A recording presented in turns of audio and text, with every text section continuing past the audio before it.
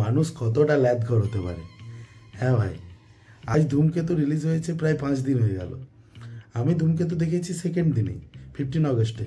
কিন্তু মানে আমি যদি বলি যে আমি ব্যস্ত ছিলাম তাহলে বলবে কী এমন ব্যস্ত, ল্যাদ করেও বলতে পারো যে আমি ভিডিওটা আজ বানাচ্ছি। তো যাই হোক, রিভিউ আর দেবো না। রিভিউ অনেকেই দিয়েছে, অনেকে রিভিউ শুনে নিয়েছো মুভি।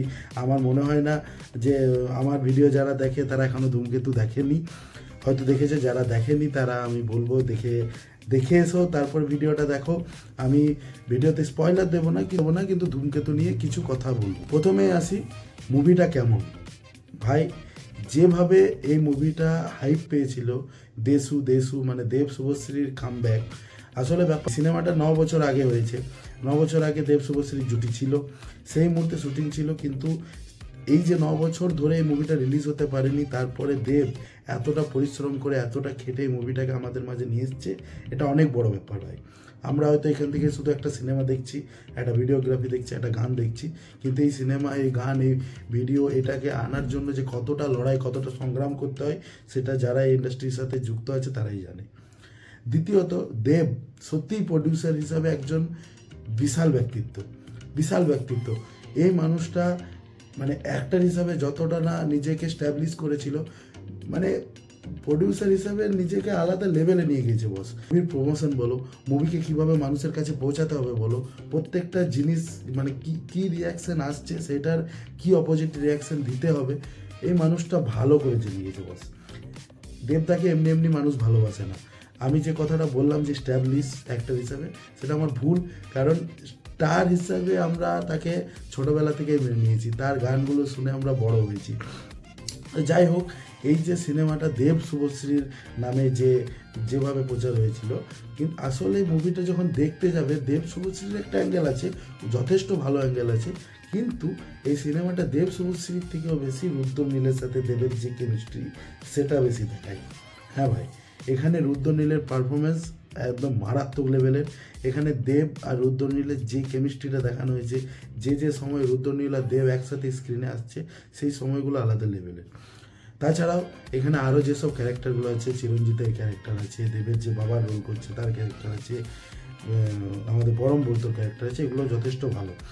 তবে কিছু জায়গা ফ্লজ আছে, যেমন এই মুভিটা মানে তুমি যদি দেব শুভশ্রীর হিসাবে দেখতে যাও, বা দেবের এই আপকামিং যে অ্যাকশন সিনেমাগুলো আসছে সেই হিসাবে দেখতে যাও, তাহলে তোমাদের হয়তো ডিসঅ্যাপয়েন্ট হবে।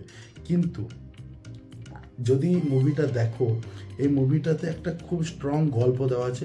হ্যাঁ, জাস্টিফিকেশানটা হয়তো ঠিক নয়, লাস্ট মুমেন্টে যেটা হয়েছে সেটা হয়তো জাস্টিফাই করে না, কিন্তু অনেক ভিডিওতে আমি দেখছিলাম কৌশিক গাঙ্গুলি বা রুদ্রনীল বলছে এটা তোমরা যেভাবে দেখছো সেভাবে শেষটা নয়, এটার আরও কিছু আছে, হয়তো পরবর্তীকালে ধূমকেতু 2 হিসাবে কিছু আমরা দেখতে পারি। তবে সেটা পরের কথা।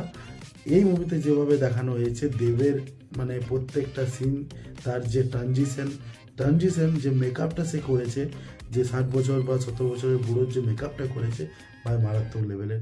ওই মেকআপ নিয়ে দেব যে পারফরমেন্সটা দিয়েছে ভাই, চরম। প্রত্যেকটা ইন্টারভিউতে সবাই বলেছিল যে দেবের সব থেকে ওয়ান অফ ফাইনেস্ট অ্যাক্ট ধূমকেতু, ভাই চরম, সত্যি কথা। রুদ্রনীলের এক চরম। তো ফ্লজের কথা যেটা বলছিলাম, মানে আরেকটু যদি ক্লিয়ার করতো জিনিসটা, এই যেমন লাস্ট সিনটা একটু ক্লিয়ার করার দরকার ছিল, বা দেবের যে পাস্টটা নিয়ে যে গল্পটা, সেটাকে আরেকটু ক্লিয়ার করা দরকার ছিল। এভাবে মুখে গল্পটা যদি কেউ একটু মিস করে যায়, তার বুঝতে অনেকটা কষ্ট হবে। তবে ওভারঅল ধূমকেতুর আরেকটা জিনিস, ধূমকেতুর যে গানগুলো আমরা হয়তো আগে শুনেছিলাম, কিন্তু ধূমকেতুর গানগুলো যে সিচুয়েশানে ইউজ করেছে না বস, উফ, প্রত্যেকটা সিচুয়েশনে যখন গানগুলো বেজে উঠবে না ভাই, গুজবাম্প দেবে, গুজবাম্প। বাকি ওভারঅল মুভিটা আমার ভালোই লেগেছে। তোমাদের কেমন লেগেছে আমাকে কমেন্ট সেকশনে জানাও। যারা ধূমকেতু দেখতে যাওনি এখনও, তারা কখন যাচ্ছ আমাকে সেটাও জানাও। ধূমকেতু দেখে এসো বস। এরপর রঘু ডাকাত আসছে, মানে দেবদা পরপর যেভাবে আমাদেরকে সারপ্রাইজ করতে থাকছে, এটা মানে আর কি বলবো। বাকি সবাই ভালো থেকো, ধূমকেতু দেখো। কেমন লাগলো আমাকে কমেন্ট সেকশনে জানাও, আমার ভিডিওটা কেমন লাগলো কমেন্ট সেকশনে জানাও।